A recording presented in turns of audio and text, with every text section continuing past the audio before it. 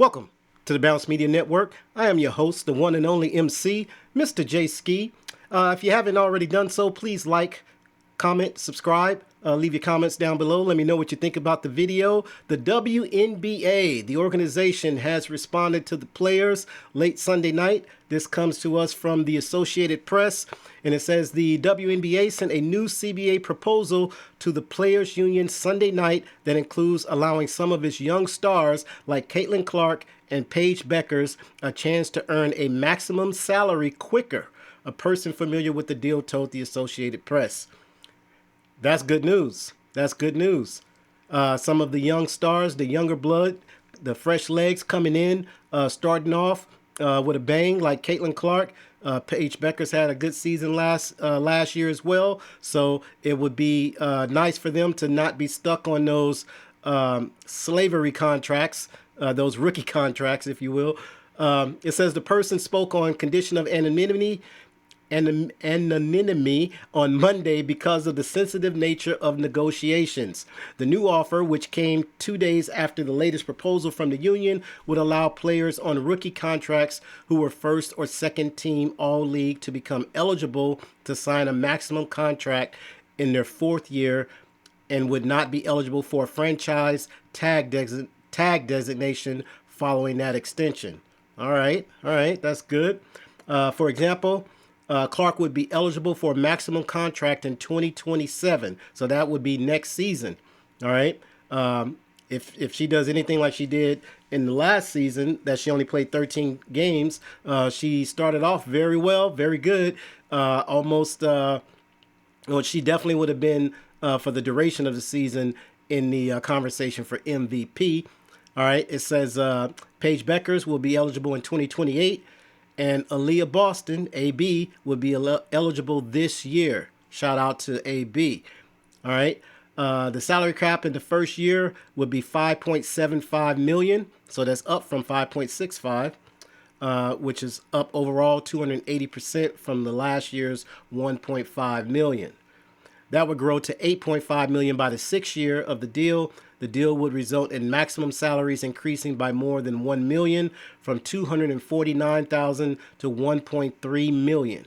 All right, quite a jump there, quite a leap. And average salaries increasing from $120,000 to $540,000 in the first year. Those role players, those middle to low end bench players, they are going to be very, very excited to get their hands on these new salaries. All right. Their bank accounts will be smiling from ear to ear. Hopefully they don't squander it all. All right. It says the league didn't make any changes in its revenue sharing model from its previous offer. The WNBA has proposed giving players more than 70% of net. All right. We discussed that previously. 70% of net revenue, with that number going up as the league continues to grow.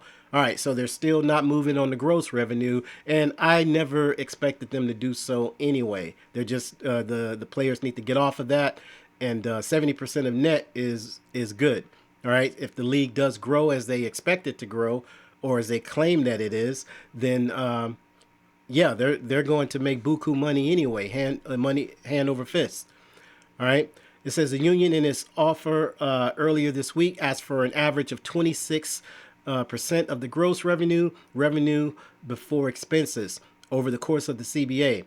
That would include only 25% in the first year of the new deal. The league has said that number is unrealistic. All right. Kelsey Plum Dog, who was the vice president of the union, said Monday while preparing for the unrivaled semifinals that getting the league to agree to a revenue sharing system for the first time is something we fought really hard for and a significant win. The WNBPA can continue to negotiate the expense credits the league would get.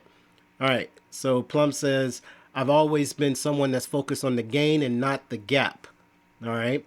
And to be honest, I think if you look at where we've come from, since I came into the league until now, and now that we're in a revenue share, it's a tremendous win. And that's what I've been talking about, people.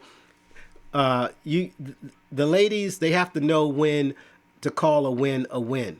All right. They need to get off of their soapboxes and basically acknowledge that they were here and now they're here. Okay, and it's only going to go up from there. They're trying to get everything all at once, and that's just it's too much to ask for. You can't get it all. They're asking for it as if they're expecting the league to disappear tomorrow. Okay, and 10, 15 years ago, yeah, that definitely could have been the case, but this is not now. There's a trajectory, an upward trajectory. All right. She says, she goes on to say, obviously, we're going to continue to negotiate. I can't emphasize that enough. Like, we're not just settling. I want to be very clear about that. But I'm super proud to be a part of this opportunity to change women's sports. All right, Brianna Stewart, Bree Stu, who was the first to say that the league has sent a new offer, agreed with Plum. All right, that's good. So Brianna Stewart, throughout this entire ordeal, she has been somewhat of the cooler heads of the NECA and the Nafisa. She's been the cooler of the three. Okay, it's really about being realistic. It's if once you're being unreasonable and unrealistic, the negotiation pretty much falls flat. All right. Brianna Stewart goes on to say, I think that while we still are fighting for a lot of different things, we have to realize that the rev share is a win, especially just even coming from the 2020 CBA and the ones before that. All right. So that's from Brianna Stewart, who is also vice president of the union. She goes on to say, I don't think a strike is good for anyone. Yeah, no doubt. Because as the league loses money, or if we have a delay, we also lose money. No sugar honey I see. That's not just me as a player. That's me thinking as like an overall business person. Okay. Nobody wants to lose money. So how can we try to prevent that in all ways possible? All right. So now we're talking, now we're being reasonable. All right. For the first time, the league is giving $8 million from revenue sharing to the players from last season as the league generated enough to trigger it for the first time in its history. There's also $8 million going to player marketing from the money that was made last season. All right, the two sides still differ on housing. The league had offered that its teams would pay for all housing this season. All right, as in the 2026 season. Then franchises would pay for housing for players on minimum salary contracts as well as rookies in their first season. All right.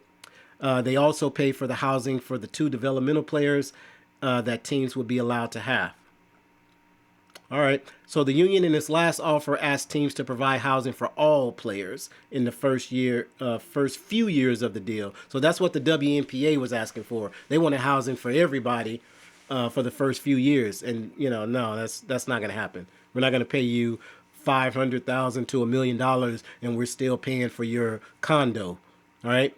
But in the latter part of the CBA, teams wouldn't have to provide housing for players making at least 75% of the maximum salary.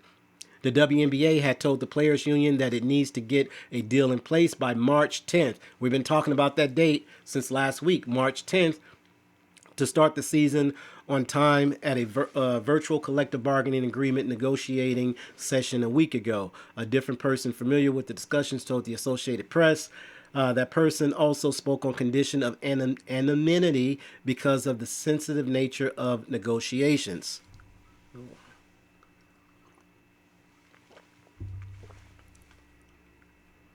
All right, if a labor deal is agreed to by March 10th, it probably would be signed by the end of the month. All right. Under that timeline, the expansion draft for new franchises for Portland and Toronto would be held sometime between April 1st and April 6th, according to a timetable obtained by the AP. So they're in the league. They're basically in the war room. All right, they're drafting up plans. It's just like if they're going to war. Okay, what I mean by that, being a military guy, basically it's like give me an option for this. Okay, if we sign by this date, then give me a timeline to get these things done. Okay, so they have option A, option B. If we don't sign by this, then what do we need to do? So they probably have two strategizing, negotiating things going on at the same time. So they either go left or they go right. Free agent qualifying offers, including franchise player tags, would be sent out April 7th and 8th. Teams would have 3 days to negotiate with more than 80% of players who are free agents. The signing period would take place from April 12th through the 18th. All right. So basically, they got a good proposal on the table. They need to take it. Um, I've already, since I've been making this, I've already see that the WNBA has already sent a counter, and it's just going to keep going back and forth up until the 10th. I think it's, even if it's going by if anything changes by 1%, they're going to try to get that 1% no matter what. It's going to keep going up and keep going down. Well, hopefully not down, but they're basically, now they're negotiating for pennies. Okay, I think they are in a good place of where they want to be, and now it's just trying to, like, well, let's see, can we get a little bit more? Can we get okay? What's today's date? Can we get a little bit more? Oh, today's the 5th. Okay, let's go ahead and send it back. We got time to do 2 more counters before the 10th. So I think they want to keep that March 10th date, and so the season doesn't. So there isn't a delay to the season, because if there's a delay in the season, there's going to be a delay in their money. Okay, and they don't want to. They're supposed to play 44 games. They don't want to decrease those games, because basically any decrease in play time is basically going to decrease the salaries. It'll be prorated basically for the season, and they want the full thing. They're not going through all of this just to get a percentage of what they agreed upon. So yeah, so that's pretty much what I got for right now. Like I said, if you guys haven't already done so, like, comment, subscribe. Let me know what you're thinking about this. This CBA, should they go ahead and sign this? Should they not? Let me know in the comment section down below. Take care.